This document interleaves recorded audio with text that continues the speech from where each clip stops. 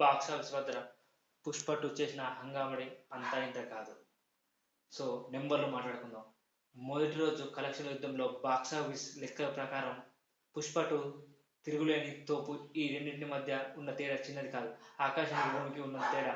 వీరమల్లు సాధించిన మొత్తం మొదటి రోజు కలెక్షన్ కన్నా పుష్ప 2 కేవలం హిందీ బడ్జెట్లోనే అంతకంటే ఎక్కువ వసూలు చేసింది. సో ఎంత కలెక్ట్ చేసిందో మీకు తెలిసే కదా, కామెంట్లో చెప్పండి, లేదా వీడియో చివరి వరకు చూడండి.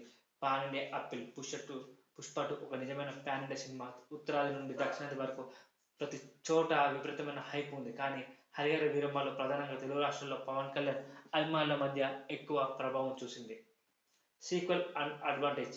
పుష్ప 2 సృష్టించిన బ్రాండ్ ఇమేజ్, పాత్రలపై ఉన్న ప్రేమ పుష్ప 2కు అతిపెద్ద వరం. కానీ వీరమల్లు ఒక కొత్త కథ, అందులోనూ చాలా సంవత్సరాలుగా నిర్మాణంలో ఉన్న సినిమా. సో పుష్ప 2లో సాంగ్స్ బ్లాక్ బస్టర్ హిట్ అయ్యాయి. సో అందుకే ఆ రేంజ్ కలెక్షన్ వచ్చాయి. సో పుష్ప 2 కలెక్షన్ తెలుసా?